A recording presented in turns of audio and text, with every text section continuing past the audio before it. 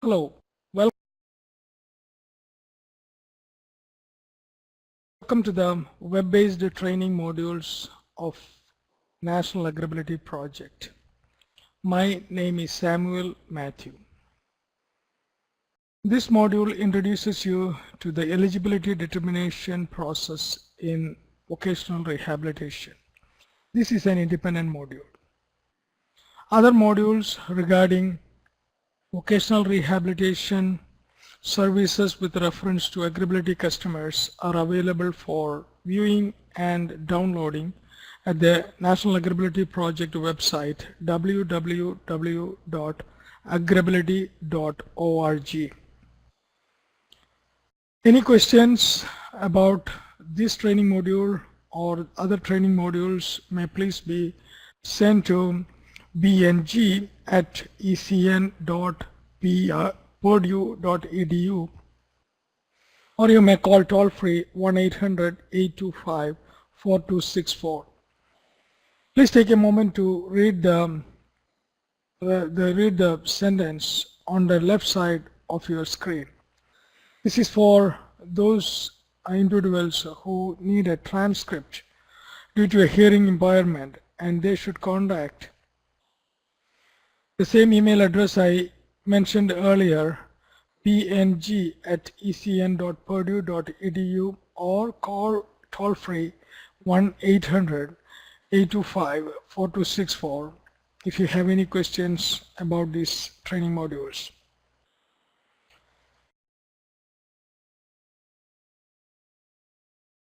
Let us briefly go over the training module objectives. In this module, you may hear vocational rehabilitation services as being referred to as Voc Rehab or simply VR. Vocational rehabilitation counselor may be referred to as VRC or VR counselor, or simply VR or simply the counselor. The module objectives are as follows. After completing this module, you will be able to identify individuals who may apply for VR services. And you will be able to explain the severity determination process in VR and identify the 3 classifications of severity. You will be able to describe the appeal process in case the customer feels that the decision has not been taken in his favor or as he or she expected. Now, to start looking at the VR process, there is no fee for applying for vocational rehabilitation services. Anybody with a perceived disability can call the local VR office and apply for services. Almost all VR offices have toll-free phone numbers. The state VR office details are available on the National AgrAbility website www.agrability.org under resources. At the first call, the customer is asked the contact information and also basic information on the type of disability, etc. An appointment with the counselor is set up during the first call. When the customer goes for the appointment, it is better to carry any relevant information about the disability available with the customer, including medical records, work information, psychological evaluation records, or any other information which may help the VR counselor to determine the disability and the eligibility. It is mandatory for the VR counselor to determine eligibility within 60 days of the first meeting with the customer. And usually the eligibility determination will be done within the first 60 days. Who is eligible? VR considers an individual eligible if he or she has a physical or mental disability that causes a substantial impediment to employment. This has to be a long-term disability and not a short-term disability like a fracture that can be fully restored in a few months, or a disease like a flu or pneumonia which can be treated and cured.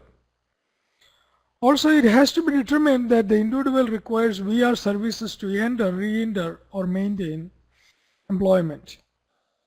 In addition, the individual should be able to benefit from VR services to attain employment and independence. How is eligibility determined? VRC will examine medical records, educational records, psychological evaluation records, work history, or any other relevant records to determine the eligibility. The process can be speeded up if the customer has the copy of the records available with him or her. Otherwise, the counselor takes signature on the release forms and sends it to the appropriate place to get the records. And that could be a hospital, educational institution, or another workplace. If any fees has to be paid to obtain records, VR will pay the fees. However, this process can be delayed depending upon the office from where the information has to come. Generally, the VRC will take a copy of the records and return the original to the customer if the customer is carrying the records with him or her. VRC has been given specific guidelines to determine the eligibility from the available records. Hence, it is best to provide as much information as is available to the customer at the earliest, possibly at the first meeting itself. The customer does not have the records but states the disability, the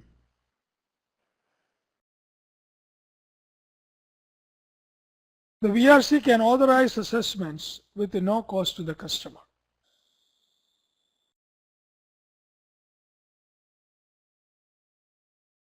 If an individual receives SSI, that is Supplemental Security Income, or SSDI, Social Security Disability Insurance, it is presumed that he or she is eligible for VR services.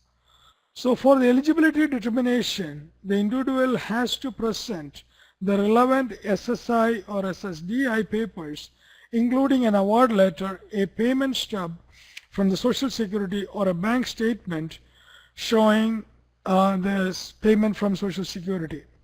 In the absence of this, the VR counselor again can give a release form to collect the information from Social Security.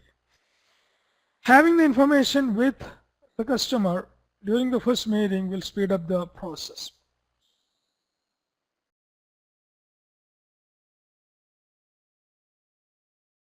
Along with the eligibility, the counselor also determines the severity of the disability.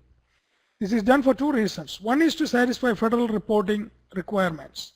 The other reason is to determine who receives services if VR program enters order of selection, or OOS phase. OOS is separately explained in another training module, and hence I will not go into details of the same. There are three categories of severity depending upon the functional limitation of the individual. They are most significantly disabled, or MSD, significantly disabled, or SD, and not SD, or NSD. These are also sometimes referred to as category 1, 2, and 3 respectively. The severity of the disability is categorized under one of the three as the most significant disability, and not SD. As is apparent, the category 1 has most severe disabilities among the three and hence may require more services. So when a waiting list is created due to paucity of resources, category 1 or MSD is given the first preference. It is not uncommon for category 3 or NSD to not receive services when OOS is declared for state VR.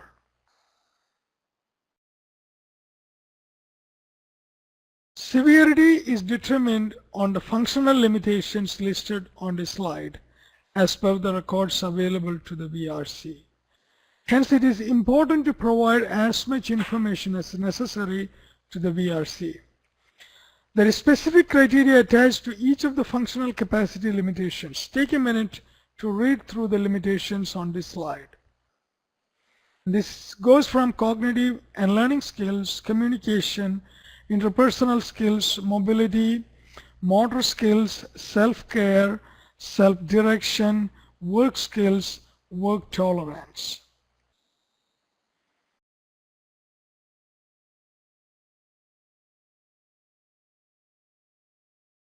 Now let us look at the three categories of for severity determination. To be a client in the MSD category, a client has to have 3 or more functional limitations, expected to require services for extended period of time, which is over 9 months, and have 1 or more physical or mental disability. Going further to SD category, the individual should have 1 or 2 functional limitations, expected to require services for an extended period of time, and have 1 or more physical or mental disability. And those in the NSD category has to meet the eligibility criteria.